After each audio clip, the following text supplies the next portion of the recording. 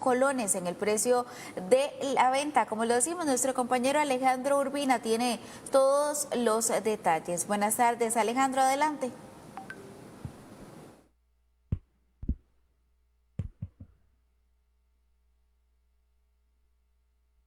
Gracias, el saludo cordial para usted y para todos los amigos televidentes de Noticias Trivisión.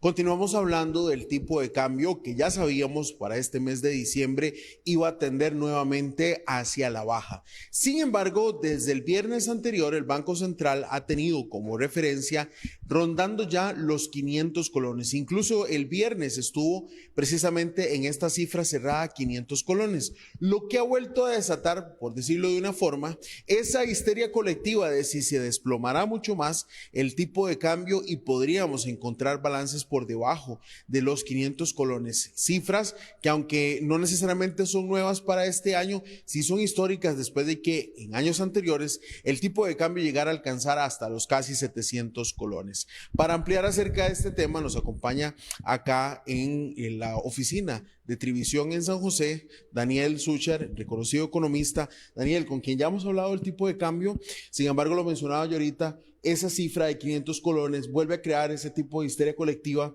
y mucha gente se pregunta si se alcanzará por debajo de estos 500 colones el tipo de cambio durante el mes de diciembre. Ale, muchísimas gracias por la invitación y la intervención. Y es importante saber de que tanto el 1 de diciembre al 20 de diciembre en Costa Rica sucede algo que es el pago de aguinaldos, y es que es ese 13º mes que hace que muchas empresas norteamericanas o foráneas, por decirlo de una manera, traigan una gran cantidad de dólares para asumir ese compromiso que obviamente todas las empresas en Costa Rica tienen.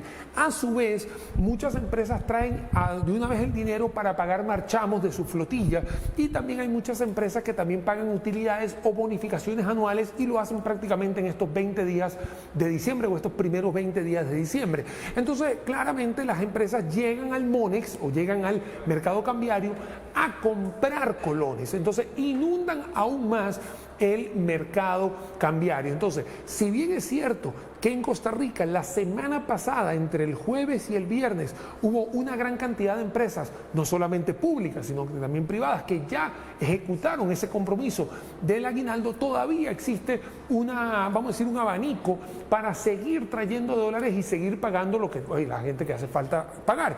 Entonces, estar buscando o estar encontrando un tipo de cambio que ronde los 500 o de repente en venta, ni siquiera en compra, porque ya compra ya llegó a los 490, se puedan conseguir el número 4, no es nada descabellado. Donde sí lo vemos como una forma estacional es que definitivamente es entre el 1 de diciembre y el 20 de diciembre, por estas condiciones o estas variables que usualmente juegan a favor de un tipo de cambio apreciado, prácticamente estacional en Costa Rica todos los años. Daniel, estamos hablando de especulaciones, pero ¿hasta dónde podría ser ese, estaría mal decir el tope hacia abajo, pero me refiero, ¿cuál sería ese mínimo que llegaría a alcanzar, hablemos de estos 20 días, primeros 20 días de diciembre, el tipo de cambio? Sí, acá lo que se le conoce como una banda inferior, esa banda sí podría estar en otros 498, 495, por esta cantidad de dólares que te estoy comentando o que argumentan la apreciación acelerada del tipo de cambio. Justamente el miércoles pasado, estamos hablando hace unos 5 días atrás, de hecho hubo una fuerte compra que de hecho el Banco Central tuvo que intervenir para que no bajara todavía aún más de, de esa banda de 500. Ahora, si bien es cierto, es un momento en el cual nadie se esperaba que íbamos a tener un tipo de cambio tan apreciado. Bien lo acabas de mencionar unos minutos atrás, de que en algún momento pudiéramos haber estado coqueteando los 700 colones el dólar. Definitivamente esto es muy sorpresivo para muchos de los que hemos ido tomándole el termómetro al tipo de cambio. Claramente está ahí una variable que juega en contra, por decirlo de una manera, un tipo de cambio tan apreciado, que es las tasas de interés en colones, que siguen estando muy altas. La tasa de política monetaria, que es la tasa de referencia que utiliza el Banco Central, sigue estando muy por arriba de la inflación, y justamente en este termómetro de la inflación me gustaría asentarme un momento, porque justamente él te vislumbra cómo está la masa monetaria en Costa Rica. Todo esto que estoy explicando es que la inflación debería estar similar a las tasas de interés y la tasa de interés a la inflación. inflación. Y hoy tenemos una inflación de 17 meses en negativo y la tasa de interés definitivamente no está en negativo. Entonces, es ahí donde están los desajustes de lo que vemos hoy en día, el tipo de cambio. Ya lo decía usted, ahí ante el tipo de cambio, y aquí lo hemos esclarecido muchísimo, pues hay quienes ganan, hay quienes pierden con la apreciación, eso depende del sector y la actividad económica a la cual se dediquen. Pero yo entonces te pregunto, y ahorita hablabas sobre la intervención precisamente del Banco Central para que no haya un desplome en la caída del tipo de cambio. Entonces, acá le pregunto, ¿será necesaria otra intervención para no afectar tanto a algunos sectores durante estos días por parte del Banco Central? El Banco Central lo que tiene dentro de su génesis de ley orgánica es que no puede existir una apreciación o depreciación agresiva de un 5% interdiaria. Cuando vemos que existe una de esas, o por lo menos él monitorea, ahí es donde él interviene, ya sea a comprar o a vender dólares para que no haya un desajuste tan rápido y tan agresivo. El Banco Central tiene que seguir haciendo eso desde su punto de vista operativo. Él no lo va a dejar de hacer ni lo debe dejar de hacer. Lo que sí está claro es que todavía falta una reunión más de ajuste de política monetaria y es ahí donde el Banco Central, en su junta directiva en pleno, es que pueden tomar la decisión de poder ajustar esa tasa de política monetaria más hacia la inflación para que no haya tasas de intereses tan altas. Recordemos que la tasa de interés es la que usted y yo pagamos en el crédito del carro, de la casa, del lote, de lo que usted quiera. Entonces, al tener tasas de intereses más bajas, por supuesto, vamos a estar mucho más tranquilos todos nosotros. Ahora, ganadores y perdedores. Sí, hay ganadores en los cuales hay personas que ganan en colones y deben en dólares y que definitivamente la están pasando bastante bien. Cuando lo vemos al revés, definitivamente es donde vemos la tortilla volteada. También tenemos dos sectores muy fuertemente afectados que tienen que ver con el turismo y tenemos que ver con las exportaciones. La inversión extranjera directa sí se puede dividir en dos, ahí sí hay unas que son, digamos, ni fu ni fa, pero hay otras que sí la están pasando fea porque tienen que tener mayor inversión para poder sostener la operación, pero desde el punto de vista turístico y desde el punto de vista de exportaciones sí la están pasando feas. Y lo que me preocupa a mí más es que cuando tú tienes un sector deprimido que está en zonas rurales, porque recordemos que la gran área metropolitana es una cosa y las zonas rurales son otras.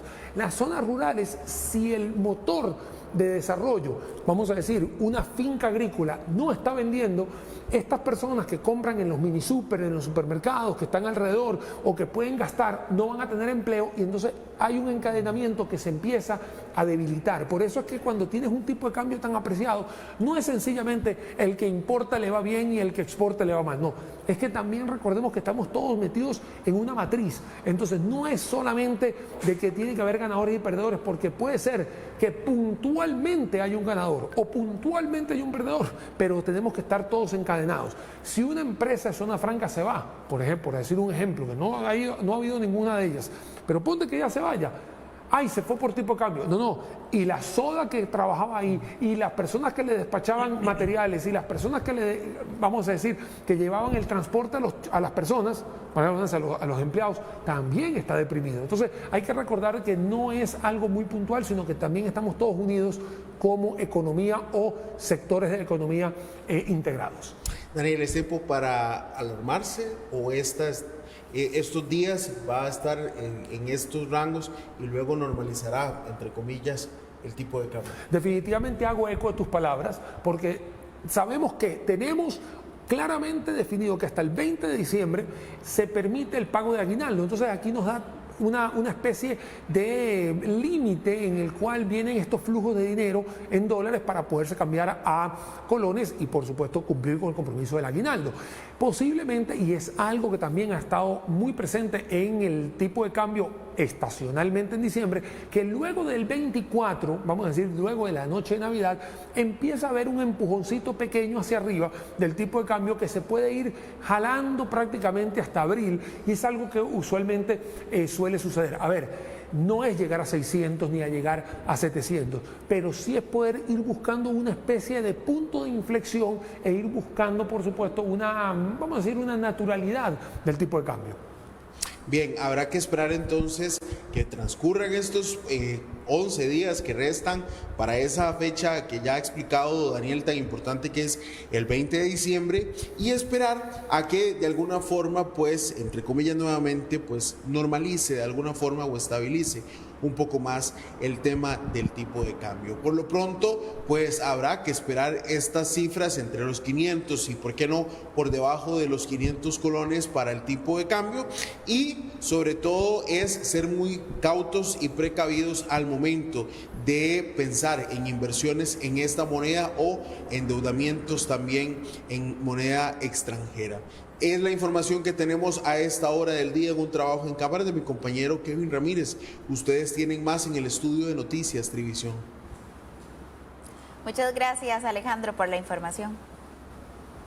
Bueno, y es que ahora nos vamos a ir hasta Guanacaste porque varias familias en Pijije de Bagaces fueron desalojadas. ¿Esto por qué? Bueno, nuestra compañera Yoxiani de la Cruz tiene los detalles desde Bagaces.